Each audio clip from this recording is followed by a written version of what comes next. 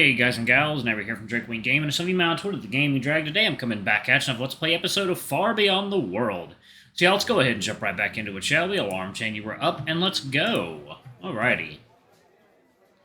Wrote a lesson in history you want, and I shall gladly oblige. I'm sure this is a tune every kin in Avalon knows by heart.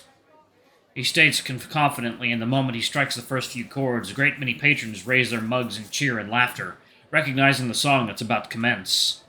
Even the innkeep chuckles merrily, while I find myself bopping slightly to the much livelier rhythm of this new song. Oh wow, that's a lot of people. Jesus. The cat starts to hop and... Wait, let's do it again. The cat starts to hop and stomp across the stage, his voice loud and joyful. A long time ago, way back in history, when all there was to drink was nothing but cups of tea, along came a king by the name of Charlie Mops, and he invented a wonderful drink and he made it out of hops. He must have been an emperor, a sultan, or a king, and to his praises we shall always sing. And look what he has done for us, he's filled us up with cheer. Like bless Charlie Mops, the king who invented beer, beer, beer, truly beer, beer, beer. The stranded bard, the journeys, and the royal inn as well. One thing to be sure of, it's Charlie's beer they sell. So all ye lads and lasses, at 11 o'clock you stop. For 5 short seconds, remember Charlie Mops. 1, 2, 3, 4, 5. Hey! He must have been an emperor, a sultan, or a king, and to his praises we shall always sing. And look what he has done for us, he's filled us up with cheer. Right bless Charlie Mops, the king who invented beer, beer, beer, truly beer, beer, beer. A bushel of hops, a barrel of malt, you stir it around with a stick.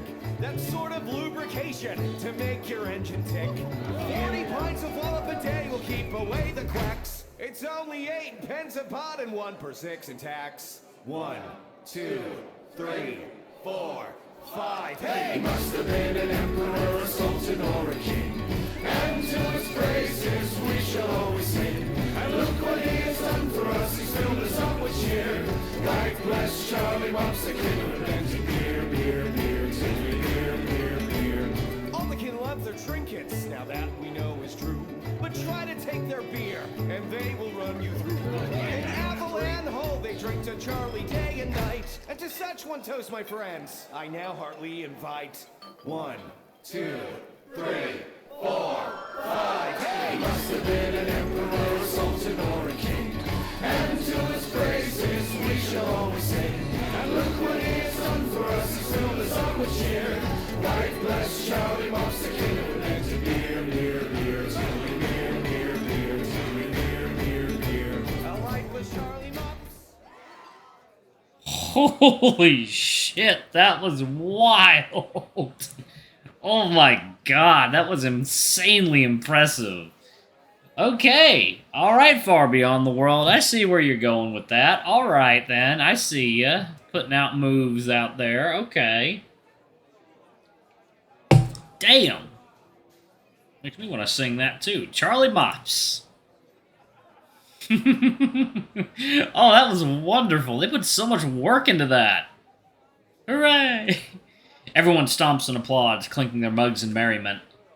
I can't deny that the cat knows what he's doing. He brought everyone to their feet. Not even halfway through the first line, most of the tavern joined in and drowned his sweet voice in a thunderous chorus. Damn. I exhale in amusement and rise up to my feet, clapping along with the rest of the gathered. Yeah. Why does Rannoch not look amused? The bard takes a gracious bow, humbly sweeping his hat in front of the crowd, and the coins begin to rain. Everyone is taken in by his beautiful voice, wit and charm, and I look to Rannoch, who's somewhat uninterested. That was amazing! He's rather good, don't you think? I had a hard time understanding what either of them were singing. Oh, cheer up. I poke him teasingly, and he lightens up surprisingly fast. I suppose you'd have a coin to spare. Doesn't have to be much. The wolf flicks to me a copper penny, and I grasp it, deciding to bring it to the cat personally. I approach him, as the bard collects his pay from the floor and stashes into the hat. I'm sorry if it's not much. I just wanted to give you my appreciation, really. You sang beautifully. I mutter as he pushes the hat in my direction, without breaking the eye contact with the coins littering the floor. I shrug and decide to drop mine in. As it clinks with the others, he pulls back the hat and continues collecting his spoils. Every little Every little bit counts, and it's not like I've invented the song.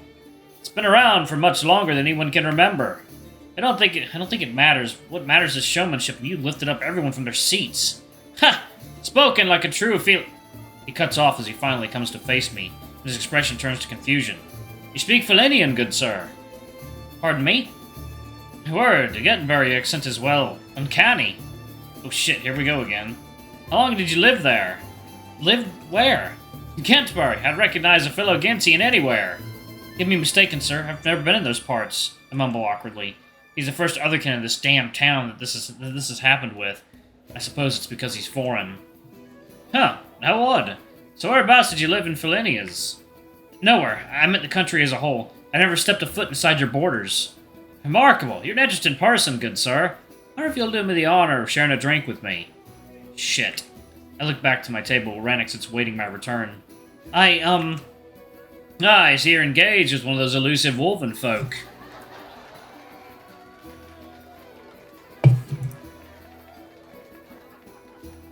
The cat croons, noticing where my gaze has ventured. Which makes you even more intriguing, in all honesty.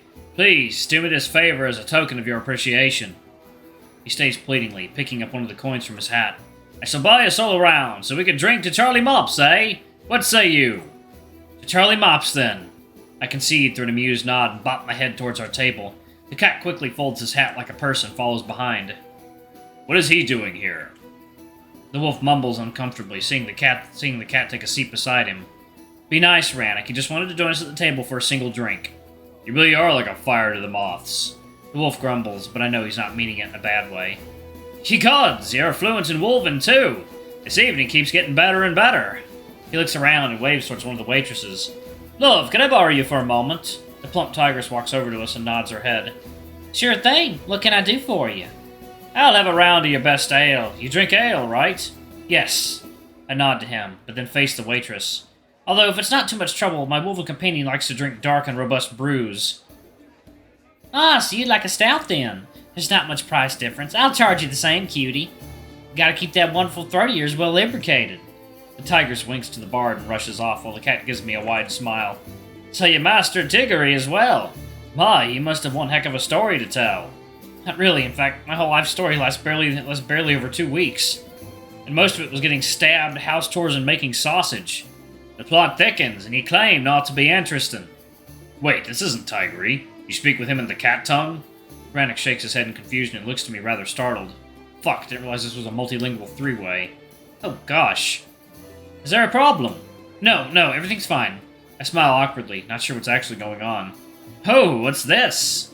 The cat's nose twitches ever so slightly, and I can see his pupils shrink to mere lines as he centers on the elaborate bottle. My, something smells quite alluring. Oh, it's Arc wine. Would you like to try it? I propose, to which the two black lines expand and shift to me. Really? It's such a royal treat. He twinkles his fingers. A proper form would dictate I refuse, but darn it all, I can't deny I've always wanted to try it. That's fine. Shall I have them fetch a cup for you? Way ahead of you, lad.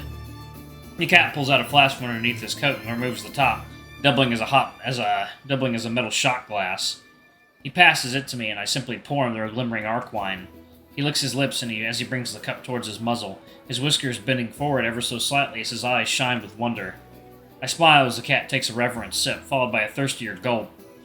By the lights, what a delicacy! He shivers all over, drawing a reluctant laugh from me. Now, that's a royal treat! Would you like some more? I offer as the cap of his flask is rather small. Again, I should refuse, but I dare not to. It's alright. I chuckle, pouring another round. Just a bit of warning. Apparently it can cause a faint glow in the eyes.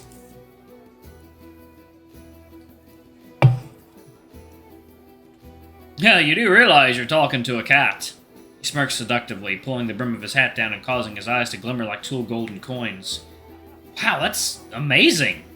I gasp, never seen such a thing before, unless you count real cats. Real? Even thinking that sounds stupid as I'm staring down the eyes of an actual anthropomorphic feline. Delicious! He sighs in contentment, downing his share and looking at us with a wide smile.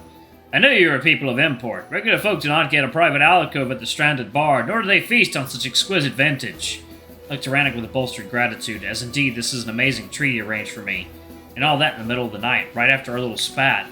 don't deserve this wolf. Don't take it the wrong way. I quite enjoy watching you befriend everyone we meet, but I feel rather left out. He mutters awkwardly, and I slap my forehead in embarrassment. Keeping up with these linguistic hijinks is getting really frustrating. Something's the matter. The cat darts his gaze between us. My companion only speaks tigery. That's not a problem, not at all. I'm happy to switch. It'll make me look less snobbish anyway. He replies without hesitation. I smile in gratitude. Thank you, you're awfully kind. I think we should stick to Tiggery from now on. You say that, but you keep speaking in Felinian. His expression slightly shifts and I feel cold sweat dot my body. So I am. Ha! I laugh nervously. How about now? Am I speaking Felinian? Is this some sort of joke I'm too slow to get? Fuck, this is awkward. I don't really know what to do. What's going on? Rannick notices my anxiety, most likely through my slightly increased heart rate. I don't control the language. What? I keep talking to him in Felinian. We tried switching to Tigery, but to no effect. I say in as calm a manner as I can, but despite not understanding our exchange, it's clear the cat sees something's amiss. Shit, he's a bard. If he finds out there's something strange about you, he'll never leave us alone. What now? Everything all right? I thought we'd speak in Tiggery. The cat finally interrupts, and I feel on the spot. Not only have I no idea what the hell is going on and how my multilingual ability works, but I feel very much rude speaking another language in front of either of them. Seeing that I'm pretty much stumped, Rannick places a paw in my hand and says sternly, "Get rid of him." How? He just ordered a round of beer for us. The wolf pulls out a silver coin and flips it to me. Give him that and tell him to fuck off. That's a bit rude. I mumble, not very keen on the plan, but the wolf sneers in annoyance. How's that rude? He guzzled expensive wine and now he's getting a whole silver claw for simply sitting down with us. I grimace slightly, knowing full well there's not much else I can do. Mustering the most polite and apologetic smile I can, I address the cat. My companion says he's awfully sorry, but we have a long journey and an urgent business to attend to. He's offering this as an apology, as well as to tend to our affairs. Ah, well, I'm sorry to intrude. The bard responds abruptly, giving Rannick a less favorable glance. Perhaps he's seen the wolf's being a racist, but whatever his reasoning might be, the cat still takes the coin. Please, thank your master for his generosity. He's not... I want to correct his wrong assumption, but he interrupts me. I'll be staying here for a few days. The cat of my travels has a keen sense of observation. I always know when I meet people of import, and you, my friend, are such. He's attracting attention. Alright, I'm going to go ahead and pause it right there. Thank you all so much for watching. Don't forget to like, comment, subscribe, and that notification bell. I love you all, and I'll see y'all in the next video. Bye-bye!